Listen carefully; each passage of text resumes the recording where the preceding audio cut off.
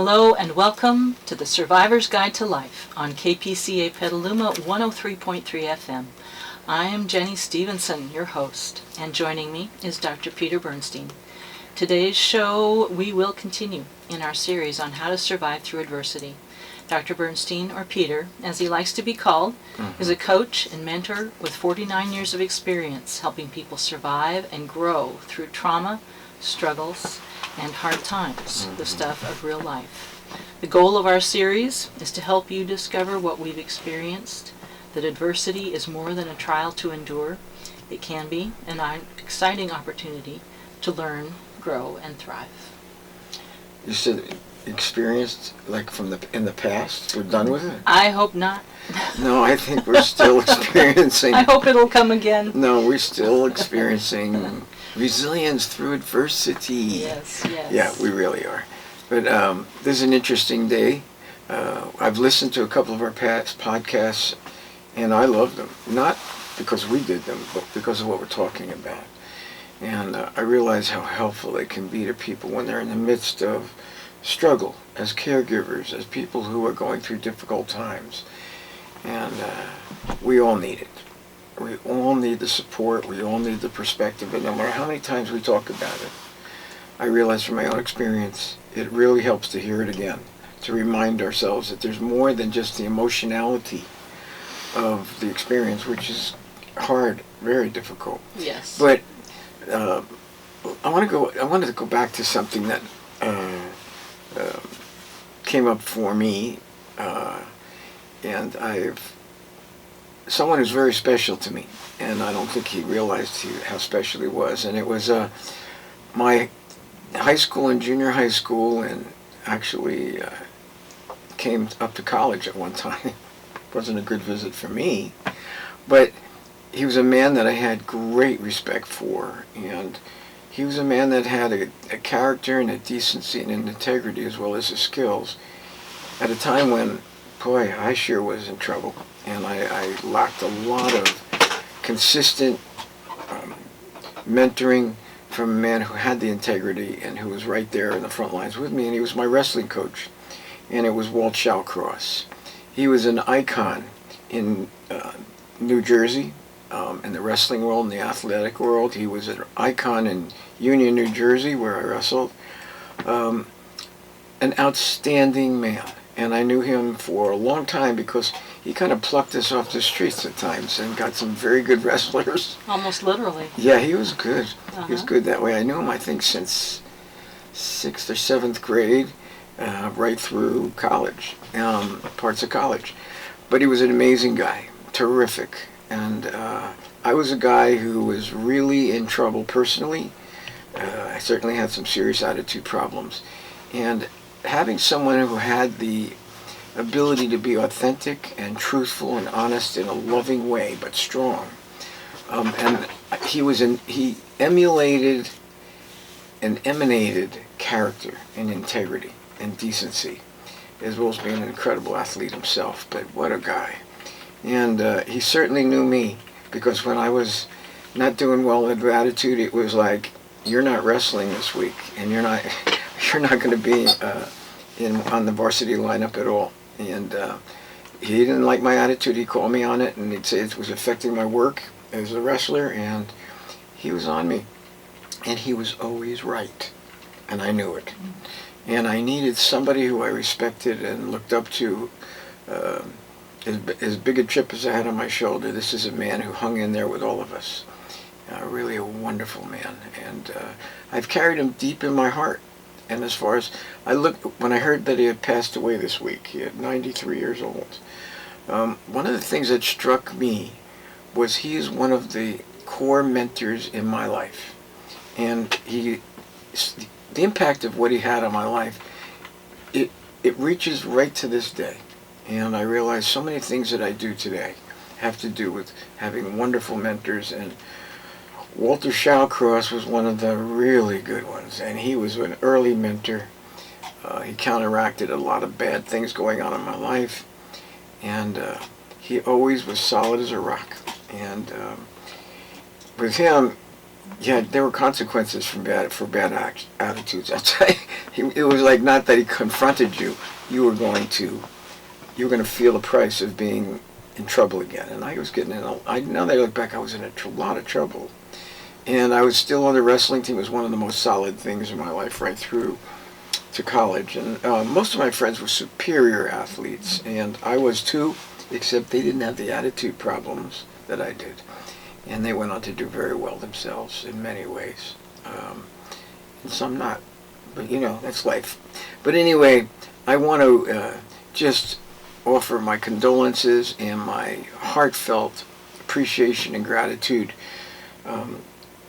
to Coach Walter Shawcross, and I want to send my love and gratitude to his family today. His wife of 68 years, and he had grandchildren, great-grandchildren. Amazing, but quite a guy. Anyway, all my best to your family, and I want to say that what we're doing here today, it became clear to me after seeing what I was seeing about him on Facebook, and there were some other memorials, how deeply I hold him in my heart. So I'll always be grateful, and I will always hold him in my heart very dearly and with love and appreciation. That he never gave up on me, even though I was giving up on myself. He didn't put up with me, but he hung in there, as he did with a lot of the guys, a lot of the tough guys. We weren't all just remarkable athletes. It was a rough area to grow up in, and there were people that were incredible athletes and academic kids, but there were also people like me. And they were on the wrestling teams too, and some of them were incredibly good. So it was really a mainstay of our community, and for kids in trouble, he was incredible. But anyway, moving on. Before you move on, yeah. I just want to say that as long as I've known you, and I've known you for a long time, you have recognized how important Walt was in your life, and you shared that with many people. This is not just a recent thing because you saw the notice of his death. He has been very much a part of you. You've made it obvious, and also in the way that you, as now a coach and mentor, work with other people. We were talking about Walt this morning, and you, I wrote down because I was so touched. You said that Walt emulated, as you said, character, but you described it as character as a solid ground. Solid, like a grounding, something that you could return to and count on and start to try to build in yourself. And it happened at a very important time, adolescence, early teens, when you did not have someone in your life to provide that for you. No, I didn't. And I remember now, there were people that professed a lot of religiosity where I grew up and in my own home. But when it came to real solid character, I didn't see much of it, if any. I didn't see much integrity at all. He had it. And he didn't have to profess religiosity. He just was a man that just had this decency and integrity and goodness about him and caring about people, as strong as he was. And he would call it when he saw it. If things weren't right, he would call it. And he certainly called it on me plenty. But I don't think he really gave up on me. In fact, when I started college, I'll never forget this, he came up one weekend, and I was on a college wrestling team. And compared to what we went through, we were some of the top wrestlers in the East Coast. And college wrestling for me was like so easy. And I was skating, and that meant like I was just getting by. And nobody knew it because I knew how good I was before. But I took the easy way. That was my bad attitude. But one weekend, he came up. And I will never forget it. He took a look at me. I was in the bleachers listening to a presentation he had. And afterwards, I went down to talk to him, and my college coach was there. I'll never forget this. And he looked at him, and he says, I know this kid since 6th, 7th grade. He's been on my teams for years. He can be a real bum at times. And looking at him, he's in trouble. And I will never forget how I felt at that moment. Was the truth really meant a lot to me. Not that at that moment I did much about it, but it came from Walt. And you know what? It meant a lot. There was a solid person who cut through all of the nonsense and pierce to wit. And I knew he cared about me. That it was a caring act. Oh, I I knew it. Yeah. And I knew this is a man who knew me for years and was right there. But he didn't mince words. He cared about the bigger picture for you. He sure did. And I remember he looked at the coach and he says, he said, I'm sure he's skating. I'm sure that he's probably into drugs and bad attitude. And if you're considering giving a scholarship, which you're just preparing to do, he said, don't, because he's not doing it. He's not doing what he's capable of. And I never got the scholarship. And the truth of the matter is, he was right. And I knew it at the time. And inwardly, I was grateful. I'll never forget that. So, and it's something that we do, and I do for people for many, many years, in the work that we've done as a psychology and psychotherapy for many years now, as a mentor and consultant and life coach. And I like that part of my life a lot better, to be honest with you, than just being a clinician now. So I look back at that and I go, well, we used to call him Coach Shalcoat, Coach. Well, I'm a coach now, and I love it, and I love doing this. So anyway, he's part of the show today, I'm sure of it. He is. And we're going to talk a little bit. I've listened to a couple of the podcasts, and they were really good. We had some wonderful guests on. We had Teresa Lyons from Hospice, who is a remarkable, wonderful woman that does great work, and so do they all. They do. Yeah, wow. We are blessed with the hospice in our town. Really, what a hospice. Outstanding organization. Yeah, so she was here and she did a great job. She was right on the same page we are. And then I was listening to another, I think it was last week. Last week. Last week, good. yeah. Caught my eye. I mean, it's funny to listen to it versus doing them. I get a lot more out of listening to them. But we were talking about some things about caregivers, and that's what we're really emphasizing, and for good reason. We're caregivers, and personally speaking, we're very involved with my wife and my mother, who's in Florida, who's also struggling somewhat. But I'll tell you the truth, it's an incredible part of life, and I'm meeting more outstanding, special people in this walk of life. People that have embraced it as a semi-profession or a profession, people that are involved in it in so many different ways. I've met incredible people, and it's a special part of life. It's probably one of the most difficult conditions of life, is coming alongside people that you love, that are cared for, that are dying, that are sick, that are struggling at the end of their life. It's so tough. And it's quite an emotional roller coaster too. But it's interesting because caregivers go through a lot in being with these folks that are struggling, and they share themselves so selflessly, with such a giving quality, that it's hard to find that in other aspects of life, I'll be honest with you. And in this aspect of life, it takes a special person who can give that much, and continue on and grow in their work, and offer nourishment and nurturing and love and caring to folks that really need it, and can give energy-wise and presence-wise and skill-wise 100%, and probably not get almost anything back. They may get some, but not much.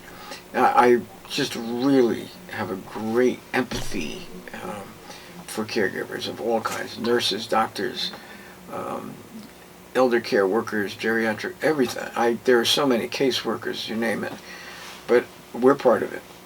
And it's the kind of people that become caregivers, really, if it's by choice, if it's your family, it's not by choice, is people who are what they call empaths. Let's hold that just for thought, and come back to that after our break. Okay. You've been listening to The Survivor's Guide to Life on KPCA Petaluma 103.3 FM. We'll be back after a short break. Welcome back to The Survivor's Guide to Life. I'm your host, Jenny Stevenson. In our first segment today, Peter was sharing his heartfelt reminiscence about Walt Shawcross, a very recognized, loved, and honored man who was a wrestling coach, an athletic director in New Jersey, and just passed away. A much loved man. The honors and the memories that people were sharing, and Peter's as well, were very touching, very meaningful. And he was an important mentor in many ways. And we talked about caregiving, and we talk about caregiving quite a bit. And there is a connection in between the kinds of things that Walt mentored young people in and the qualities of good caregivers. And so we're just starting to get started now on caregiving and the kind of people that are called to it and can do it well, some of the qualities that are required. Right. Yeah, the camera's on, right? Yes. I want to say hello to all my friends in New Jersey and send you my love, and I know that you all are sharing probably some of the same sorrow about losing Walt Childcross as I am. So I send you my love today, and I hope you'll be watching our podcasts. They're going to be televised eventually, but right now you can get them on our website. Our website and Facebook too. I saw one yesterday. Yeah. It's really nice. YouTube. Yeah. And YouTube. And YouTube, yeah, it's great to watch. I it's nice to see. Yeah. But anyway, getting back to the kind of folks that do this work, they're pretty amazing people for the most part, and they're putting themselves to an awful lot to give to others. It's to do this just for a paycheck. It doesn't last very long at all, and I know that's one of the motivations for many people who come from other cultures. But I got to tell you, that doesn't hold water after a while. It just does. No. We've talked to agencies and their turnover rate in a year, and they emphasize money and benefits 80%.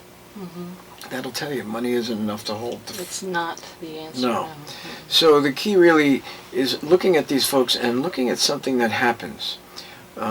Most of the caregivers, I don't think there's one that I've met that doesn't have traumatic pasts and pain in their past. And history, yes. And histories and woundedness and very difficult times in their families and in themselves and loved ones and people they knew and cultures they grew up in. A lot of trauma. So it gets them to a place of having a great deal of empathy and understanding of folks that are hurting and going through rough times. But there's some downsides to it too. Yes. And that is, it has to do with self-care. One of the things that we do see in this kind of work is that eventually people get tired. They get depleted, and of course they do. That itself isn't the worst thing in the world, because if you're maintaining yourself pretty well and taking care of yourself, a weekend off or some days, or even a day off, can be very restorative. And then you can come back refreshed and renewed a lot of times. That's that's normal stress, and these jobs have that. There's other things that begin to happen though, that could lead to things that are a lot worse. And compassion fatigue we all go through that too. But the worst of it is when you don't know how to take care of yourself, and compassion fatigue really builds up. It builds to a burnout. Burnout is... It does not have to happen. No. And there's ways to prevent it. We've learned ways to bring people back from it too. Yes. Because that's what how to restore. That's what these models, these manuals that we developed for other work and contracts came from. People that were completely burned out. And we did help them over a long period of time. So one of the things we do see is how challenging and confrontive this kind of work is. You're going to be giving an awful lot. And that just goes with the work. Most people accept that do this work. But there's another part to it too, and that is that we are kind of like, I want to say receptive receptacles. We take on the energy of the people we take care of. And it's not all good. It's painful. It's difficult. And after a while, if we don't recognize that we're taking it on, and we don't recognize the impact that it's having, we can begin to get triggered. And triggering is what the emphasis of this podcast is today. We talked about it last week, we've talked about it before, and I was telling Jenny earlier, you can't talk about it enough, because when we're all out there on the front lines, we need to be reminded because we forget. It is an important basic principle. It will happen, and how we deal with it can always be something that we can improve on. Right. Absolutely. It's an ongoing process. But what is triggering? We'll briefly talk about that. Triggering is something that, if you're dealing with an emotional situation or you're tired or difficult, and certainly as caregivers are dealing with difficult emotional situations, after a while, if you're carrying, and most caregivers do, your own personal burdens, your own personal traumas, your own personal pain and history, the chances are that this is the work that's going to draw that to the surface.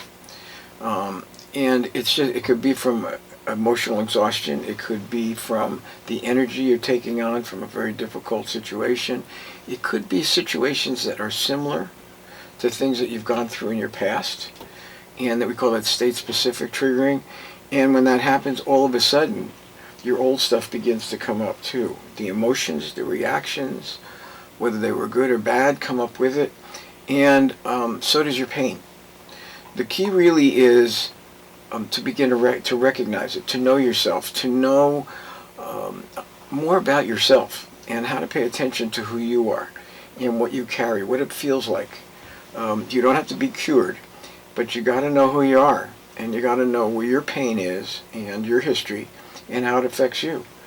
You got to know what it feels like. Yeah, the triggering is, just to put it in a little different words, it's when something is happening in front of you, to you, and what you feel inside is out of proportion to what's happening right now. It can be something that you would get angry or irritated or concerned or worried about, but triggering means that it's how you feel is magnified compared to what's really happening right now. Yeah, and a lot of times when people are in that state, they're not aware that we call it reenacting old reactions in the present that don't fit at all. And these are, when you're in this kind of work, my gosh, you can contaminate and make things so much more difficult and not be very nurturing and nourishing anymore. So that can happen.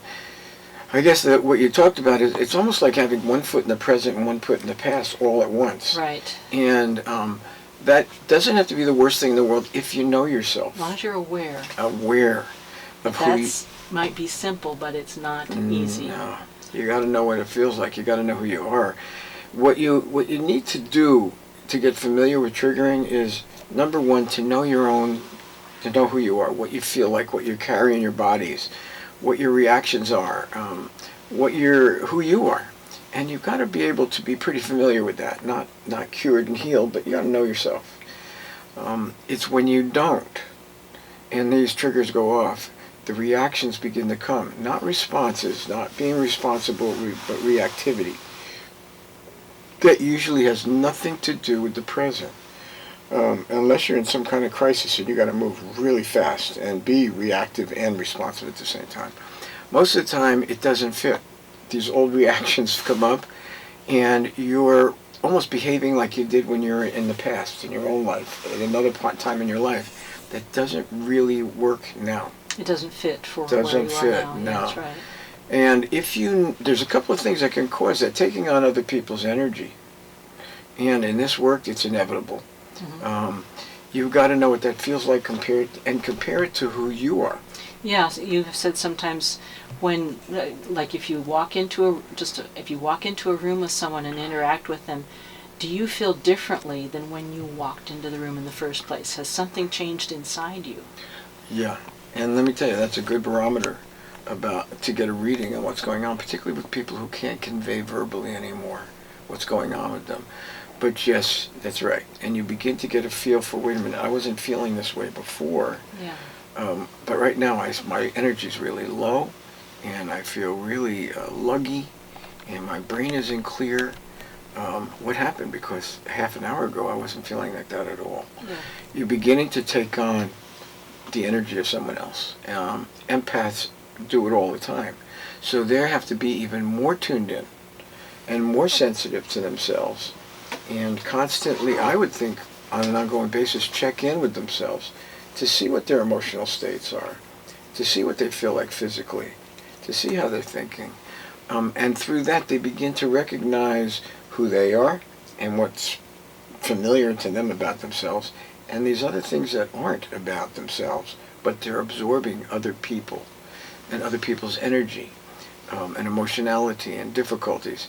That can work two ways. It can be very beneficial if you learn to be responsive, because then you're getting a reading on where these folks are and what they need. That's very important. I use that all the time. But that means being responsive. That's not being reactive. Mm-hmm. So even if you get triggered, it doesn't mean you have to indulge it at the time at all. It just means you understand where you are. And you put it aside for a while, because you can't get into it, but you got to recognize it. And we'll talk about that a little later, about pushing the pause button.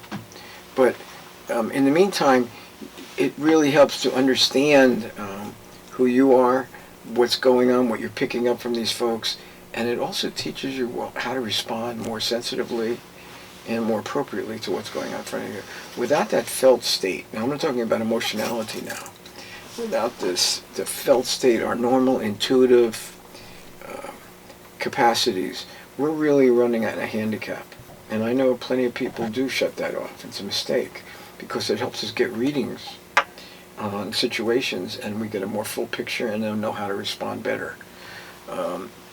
That's very, very important. So we're not talking about shutting your feelings off.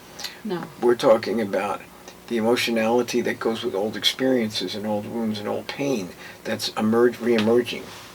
And if you're really tuned into yourself, you can have more of an adult objective side watching it and seeing what's going on, and be aware of it so you can deal with it later. So that's very, very important. Even though there's another part of you that's getting very emotional or very stirred up or whatever, you don't have to react. You just got to know that's what's happened. You're going to have to come to grips with it later. We'll talk to you about how to do that. There's many ways to do it, and it's also very important in self-care. But you've got to know also, because it's going to help you be more responsive as a caregiver to those in need. So we need that in a healthy way. So not all triggering is bad. No, absolutely not. You've been listening to The Survivor's Guide to Life on KPCA Petaluma 103.3 FM. We'll be back after a short break. Welcome back to The Survivor's Guide to Life. I'm your host, Jenny Stevenson. In our last segment, we were reviewing some of the important things that we talk about quite often about the qualities of caregivers, particularly their empathy that often comes because they have difficult pasts, traumatic pasts themselves, and can relate and respond to people who are suffering and having a very difficult time themselves. The risk that will always happen is in the work, the challenging, confrontive work, is that caregivers will be triggered. Their emotions will come up around things that, because they've taken on energy from the people that they care for, that connects with something inside them that they've experienced. We talked about the importance of developing an awareness of when this has happened, so that you can be a responsive, caring person rather than a reactive, impulsive inappropriate person. Yeah. And just before our break, you were starting to talk about the felt state and the value of that versus going with emotionality. And then you said one of the things here is the pause button, and that we would come back to it. We'll get to that, absolutely. I want to say, though, and when we're beginning to look at the triggering process, and when you do come to a place where you accept what we're saying as important, I want to tell you something. Be gentle with yourself. Yes. I am telling you from people who've helped a lot of others and ourselves, come on, lighten up on yourself. It's very easy to get so self-critical and condemning and judgmental and unforgiving of yourself. That is not the way to approach this thing. The way to approach it is to slow down, be kind to yourself, and gentle, and take it one step at a time. Yeah. Can I say something that just is coming to me as you say this, and that is that as caregivers, so often, and I'll say personally as a caregiver, I put the person I care for ahead of me. And I will be hard on myself if I feel that I am letting them down in any way. And what you're saying, and I know, because this is one of those basics that I've heard before, is self-care is so important. And this is one of those self-care things, to be gentle. on ourselves. Be kinder to yourself. When we make a mistake or when things don't go the way we would prefer, that to put ourselves, our value beneath that of the person we care for is not part of self-care. Well, that's interesting because we've been talking a lot about some of the reactivity, and I use myself as an example so many times as a person who could be very reactive and aggressive. I'm not most of the time at all, but I can be. But we forgot to talk about another kind of reactivity, and it's passive reactivity. Yes. And Jenny just described herself, and that's the passivity model. And what that means is on the surface, they look calm. Unless you know them, they look calm. But inside, their reactions are totally off. They're not in the present. They're usually very, very hard on themselves. They can become very adaptive, but at the same time, deep inside, very resentful too and angry. But it doesn't show itself because what they do is it'll manifest themselves, but they turn it on themselves, or it begins to come out in attitudes, in their work, and all of a sudden, nourishing, loving, caring for somebody in need has a element of resentment and bitterness to it. And they may do all the things with obligation, but yet there is no love there anymore. Or caring, really. It's just going through the motions and really being angry and pissed off about it the whole time. So there's the aggressive outward type of reactivity, and then there's the passive reactivity.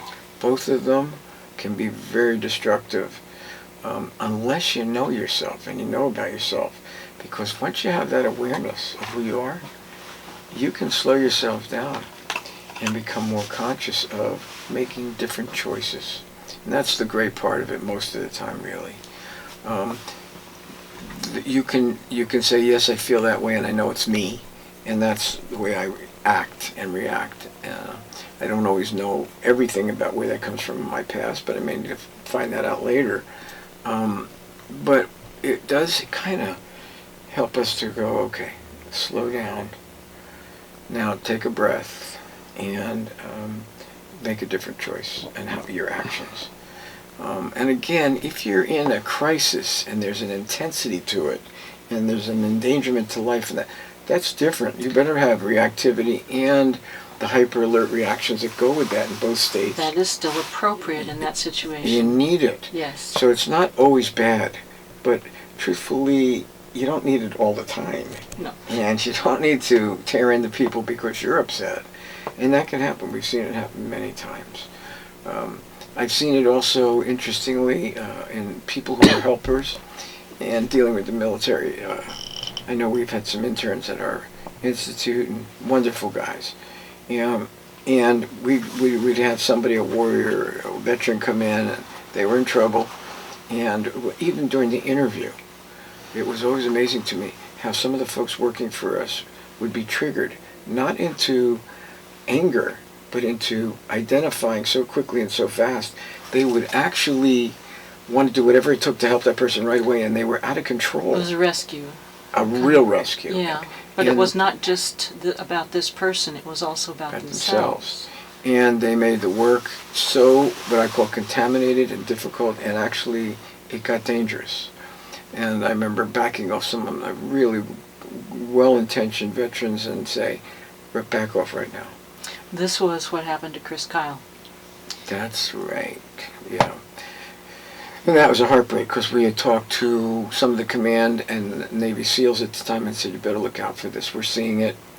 And the SEALs have even a closer fraternal kind of brotherhood than any other service that we've seen, even the Marines, and it's not always appropriate.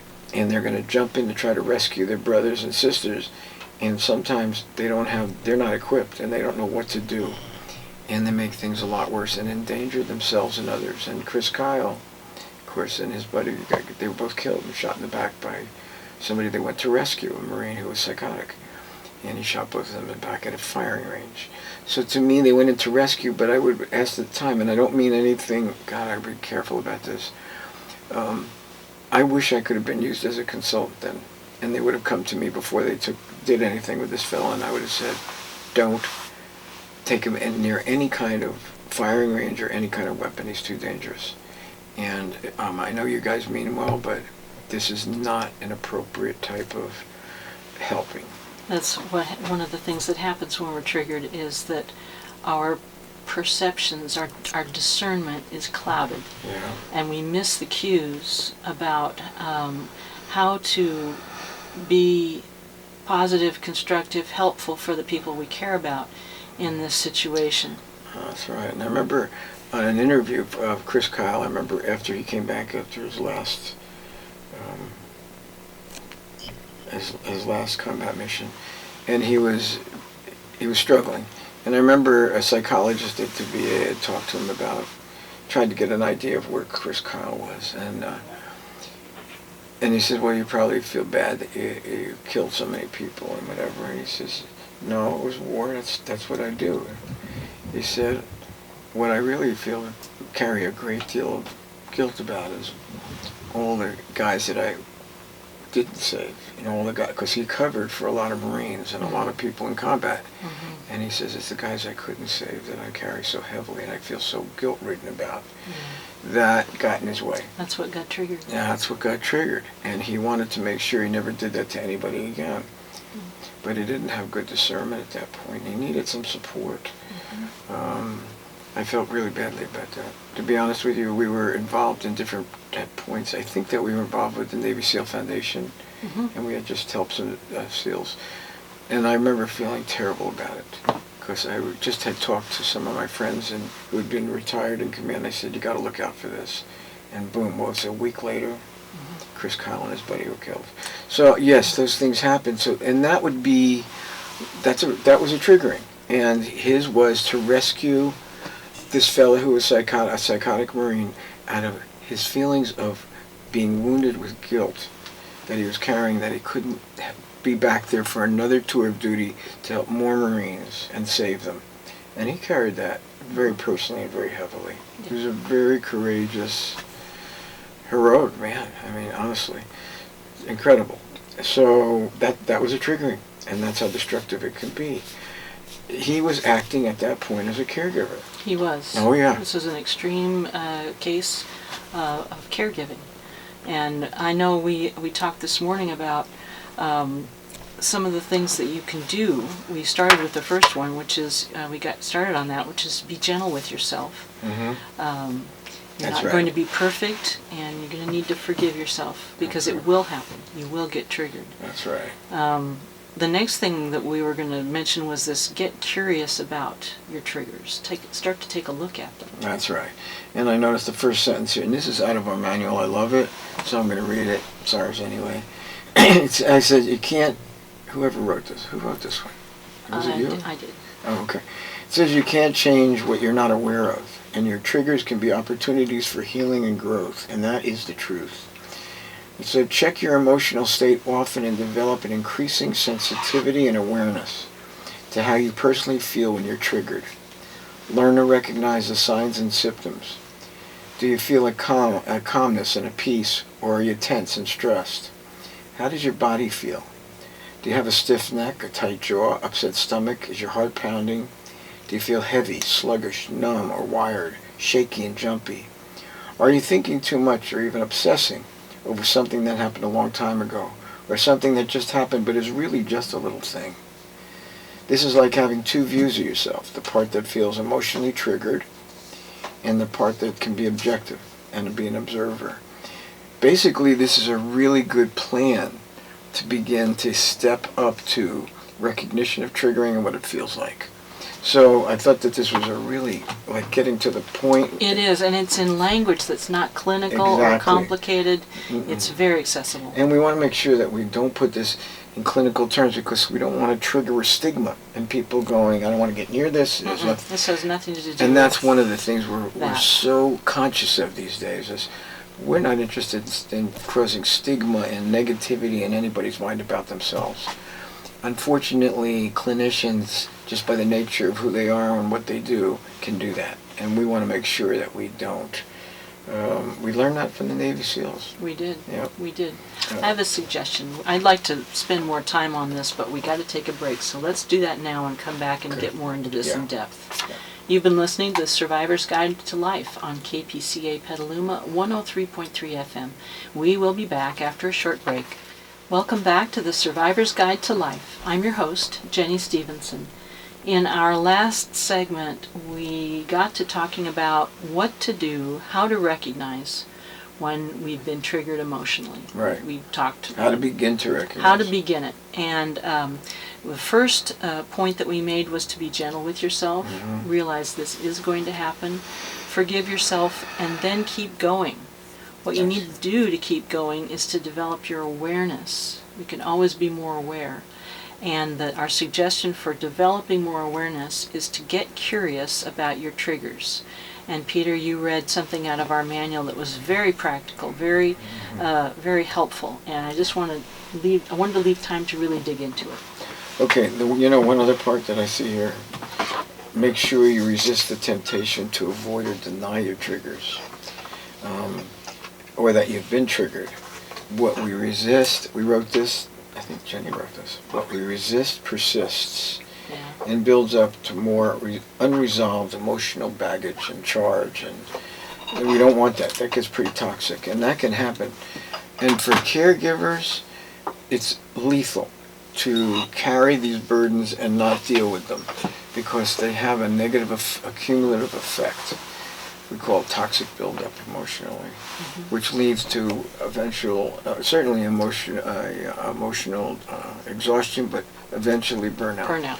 There are ways, though, once you don't deny it and once you look at it, to work it through. We have all kinds of abilities that we've developed on how to resolve this stuff, that no matter what you go back to and how difficult the situations are, and what we're talking about are most are difficult, that you can go back with a fresh, hopeful outlook, and where your emotionality isn't crushing you, and the triggers are diffused, and you can begin to see things and be in the present again, the here and now, and be much more effective. It's a benefit definitely for the people you're caring for, but it's also a benefit for you. You're growing, and you're doing what we talk about at the beginning of every podcast. You're using adversity to grow and learn and thrive, and that's the opportunity. That's right. Yeah.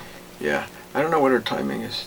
Do you? We're in our last segment, and we just began it, so we have some time. Okay. Well, I want to just put out a little helpful work assignment for people to take a look at to help them with this. And I just want to read it to you, because we use this as a bit of homework, and it really can help. It says writing about your triggers can help, especially if you can see yourself. If you can't see yourself, what is that? If you see yourself overreact, but don't understand why. Yeah, you know why Jenny knows that one? She wrote it. Okay. I better know this. Yeah. But don't understand why or what's behind the reaction. Keep track of situations that trigger you, how you feel at the time, and what memories come up, if any. Deal with the feelings and memories you become aware of, or even if you think you may not know the whole picture, don't worry about it. Keep going a step at a time with gratitude for what you have become aware of. More will follow if you stay with the process. The more unresolved, painful emotions you have stored away, or the bigger the trauma that created them, this is true, the longer and more difficult it will be to resolve them all. But they can be resolved. It will need to happen in stages, so be patient and persistent and accepting of yourself and of the process. You know what I love about that? I'm going to go back to Walt Shawcross, because that's the man that I learned how to persevere and persist and to really hang in there during painful, difficult challenges, physically and every other way, and not to give up and quit. And even when we felt defeated, and there were plenty of matches, I'll never forget, as a wrestler, I lost plenty too. There wasn't a whole lot of time for self-pity and giving up. And he had the character to get you back on your feet, to hang in there, don't give up, be patient with yourself, and learn from your mistakes. And you'll get to be a much more resilient and skillful and developed individual. And boy, these were great lessons for teenagers. And boy, he was a great teacher at this. And here we are talking about this today. So that's how core these attitudes are of integrity and decency. And it's a certain kind of courage. There's no question about it. There's no denial, and if there is, be aware of that. And then you got to have some support for somebody to take you out of that stage of not wanting to look at things, and to look at it and to do something about it. And if they see you running away from what you need to deal with, they know that's going to lead to trouble, so they would encourage you to focus on what's happening. And there's another thing that Walt Shawcross did, and that was there was no running away. And he brought you back to the problem, and boy, did I try running away plenty of times in many ways. But boy, he was there, and I knew it. And I would be facing the difficulty, and it would be time to work it through, to develop skills, to overcome my self-pity, my inferiority about not being as good as I wanted to be. And I was surrounded by incredible athletes, and I was pretty good myself, but not like some of these guys who were very close friends of mine. But he would not tolerate that. It was like, snap out of it, you got work to do. And so that happened. Now what are you going to learn from it? What you can do better next time? But there was a perseverance and a patience and a tenacity to him that he conveyed to others, not by what he said, by who he was. And he proved it in his whole life and his career, and the responsibilities and the recognition the man got all over the East Coast. And I mean, he became a very important figure because of his character. And this is a man who grew a lot for many, many years. I mean, he was very involved with people for a long time. One of the things that has struck me about you, what you said about Walt, is that yes, he taught you wrestling. There was that, but what he most wanted to teach, emulate, have you learn, was to take a look at the holes in your character. Oh, man. That came before everything. It did. And I was mixed up about it. I'm thinking, he wants me to be a good wrestler. What's he doing this? I just wrestle. And I was pretty good. But you know what? To him, it wasn't enough. There was character issues. And this is a man that really emphasized that and used the sports and used his mentoring and coaching to fill the holes in and to confront the holes in our character. And he did. I know he did it for a lot of people. I've read some Facebook entries months ago from one of my old friends. He was a pretty arrogant, incredible athlete. But he had some attitude problems, and he didn't mix words about Walt Shawcross sat him down and talked to him. And Larry was a real champion and one of the best athletes I'd ever seen, and he had some attitude problems. And Walt straightened him out, and Larry never forgot it and talked about it on Facebook. And I remember thinking, boy, I'm glad Walt talked to him, because I was getting sick of him myself. He was a good friend. Walt. He was a good friend. We grew up together, and he was astounding as an athlete. But whew, what an attitude. I thought I had attitude problems. Boy, did he have attitude problems. But Walt, he spoke about how Walt sat him down and straightened him out and put him on the right track. Yeah. And Larry held on to that for his entire life. And he went through some real down times later in his life, but he pulled himself out of it all. Mm-hmm. And Larry writes about that today, how he fell into serious alcoholism. He was in the corporate world, very successful, and he turned his life around. And it's beautiful to watch. I see pictures of how he looked when he was an alcoholic. I didn't even recognize him. He was so blown up. And today he looks like he's a specimen for his age of being very physically fit, and he looks good. And he loves sports still, and he's friends with a lot of the celebrity athletes. Of course, Larry would be. But when I look at him, I'm really touched and proud of him, because his attitude spiritually, emotionally, physically, I know he got a lot of that from Walt as well as other people. But he did a great job. I'm very proud of him, and it's a real pleasure to have him as a friend. I have other friends like that too. Anyway, getting on with this though, with the triggering, there's another part we talked about is, well then what gets in the way of people really not wanting to deal with triggers? They learn that. Mm-hmm. And there really are issues that come up, and some of them are, and you can learn this, and this is not the most positive thing in the world, that at the time it's too intense to deal with, especially for kids. That can be true. And they just shut it down and block it out.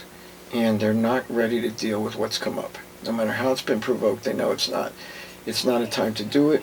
They also know they may not be safe to do it, that they could be abused and criticized and made wrong. There's other times when it truly is not a time to deal with the triggering.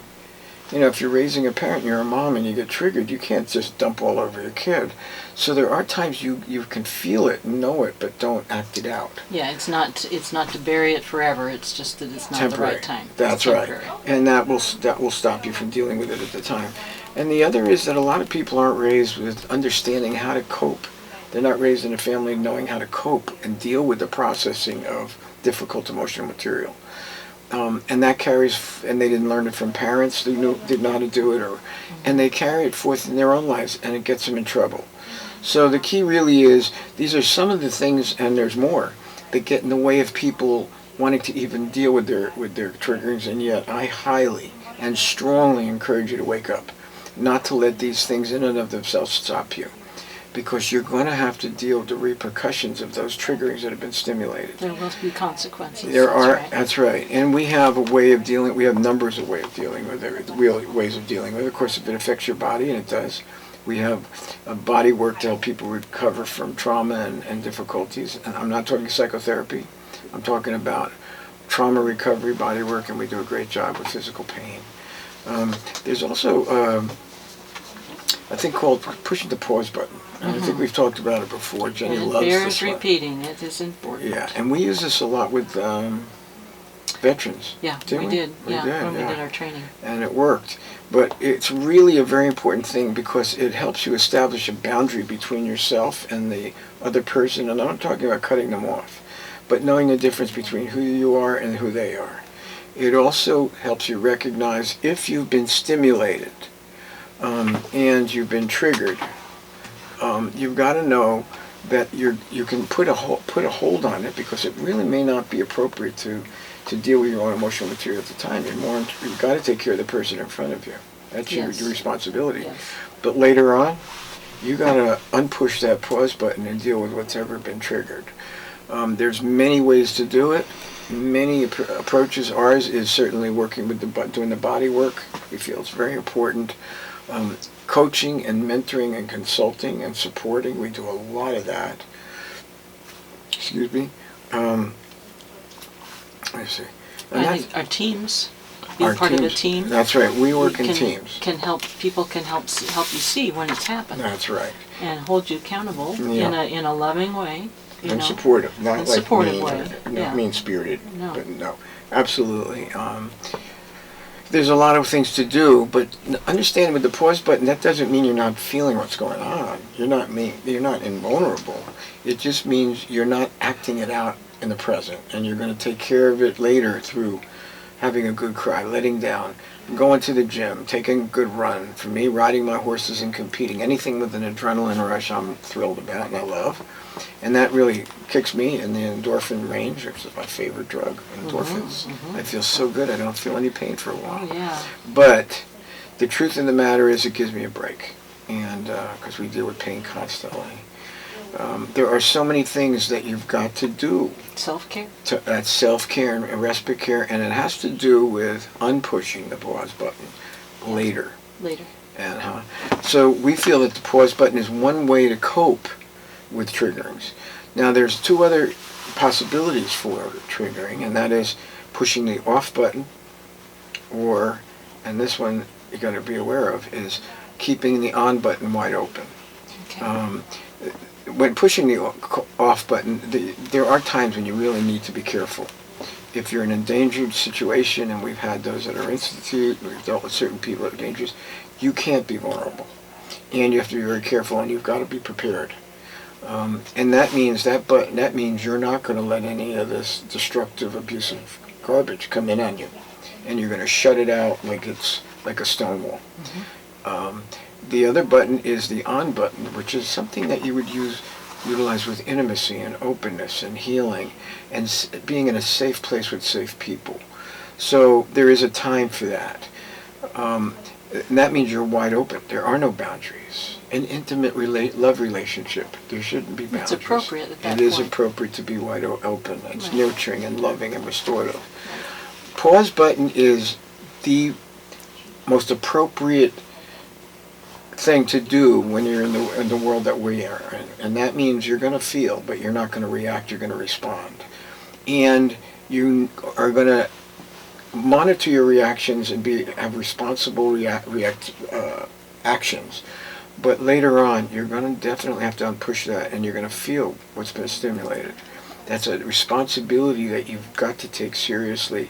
Otherwise, you're going to have a cumulative effect and go toxic, and that will lead to unhealthy things. And we're going to continue to talk about that as time goes on because it is such an important principle. Yeah, it is. But we are out of time for Really? today. Thank you. Wow. And so I need to take a moment to say that the Survivor's Guide to Life is made possible through a grant from Sonoma Coast Trauma Treatment, a 501c3 public charity that relies entirely on donations from people like you. Mm-hmm. If our podcast and the information we provide benefits you or someone you care about, please support us by contributing to Sonoma Coast Trauma Treatment. Tax-deductible donations go to sctraumatreatment.org. sctraumatreatment.org. Please also support us in social media on Facebook or Instagram. For more information, you could email me at jenny@bernsteininstitute.com or call us at 707-781-3335. Thank you for listening, and please join us again.